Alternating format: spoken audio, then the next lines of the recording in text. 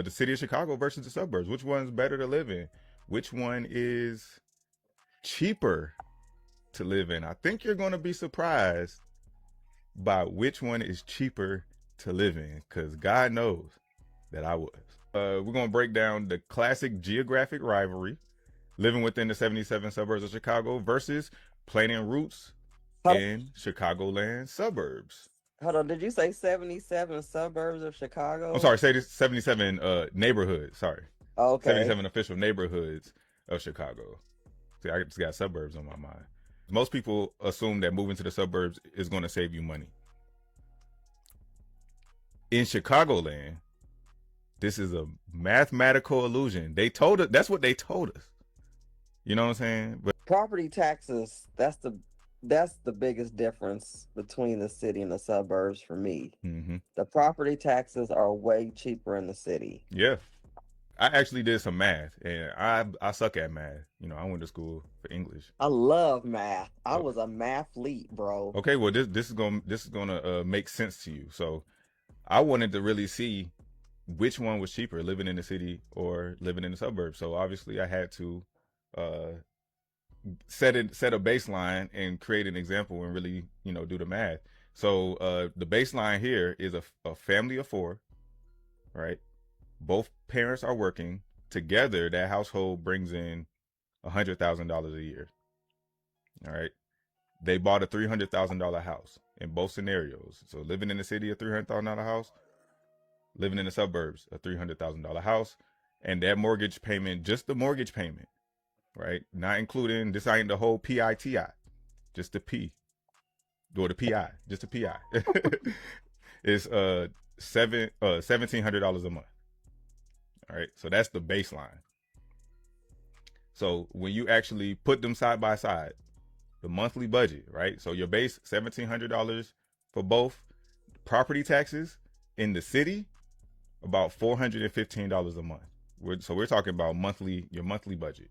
So on top of the 1,700, property tax gonna be $1,415 a month. In the suburbs, this is where your point comes in, is $600 a month. All right. Now home insurance in the city is a little bit higher, $150 a month. In the suburbs, we're looking at $120 a month. Your utilities in the city, a little bit cheaper, $250 in the city versus $380 in the suburbs. Transportation costs in the city are cheaper because most people there's less cars in the city. A lot of people are doing public transit, so we have it here about $470 a month versus the suburbs $835. And then this one is that one I never really would have thought of, really, unless I actually lived in the city, right? Is after school childcare. Remember, this is a family of four. They got two school age kids. So childcare in the city would be about $150 a month, because through the Park District and CPS they have subsidized child after school and childcare. Oh, really? Yes, In the yes. suburb, you paying like a grand a Well, month per it kid. on the minimum at least $400 a kid, and we got to go to YMCA's, school district programs and stuff. But it's all, you got to pay for that stuff, right? And it's just a little bit more expensive. And this one as well. And a lot of people don't consider this groceries. In the city, you're paying about $750 for that family a month, because the city has that 10% or 10.25% sales tax. Tax. Yeah, on their And food. We yeah, don't have high sell tax on our food. exactly. So we're looking about $650 um outside of the And city. then and then you also have to count in the city they charge you for your bags. Yep, We don't pay for bags out here unless you go into Aldi's. yep, yep, yep. And then the last one I think is gas. People really don't consider that one too. Even though you're not driving as much, when you do go to fill up, they maxing out on what they charging you. Oh, in the city they are Yeah, for in the sure. city for sure. Right now, gas is. I think I saw this morning it was $4.89. I guarantee you, if I go into the city, it's touching $6. Guarantee you.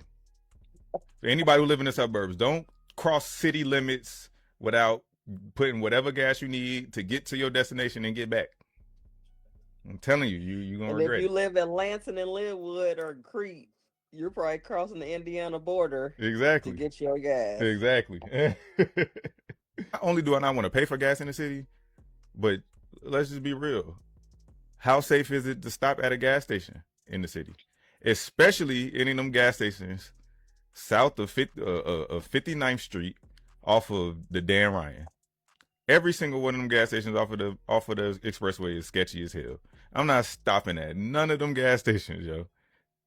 Nah, if I'm on E, we gonna see if we can make it. I gotta make it to 111th at least. I don't want to get gas on 111th either. Can I It's at least just make it to high. Cal Park? Ain't 111th Yeah, they just not make Cal it to Park? Cal Park, dude. Make it to 127th Street, and you're good. But I check my gas tank before I go to the city. You Like, got all to. right, That's funny. But hey, audience, y'all let us know what y'all think. Now, while the city wins the strict mathematical battle, what you actually get for your money is the real debate. Right? So in the city, for 300,000, you likely going to be buying a 2 to 3 bedroom condo, townhome, or a small tight bungalow on a tight lot. You're going to save $800 a month, but you compromise heavily on square footage, yard space, public school ratings, and a little bit of violence here and there. You know, it just depends on the area that you in, obviously. But in the suburbs, that same 300,000 is going to secure you a detached single family home with a basement, a garage, a private backyard, access to decent schools. So for that family, that city's going to provide a vital financial breathing room on a tight budget. Moving to the suburbs won't save you money. Instead, it represents a conscious choice to reallocate that $800 a month to buy physical space and premium schools. Y'all let us know what y'all think. Are you going to move to the city?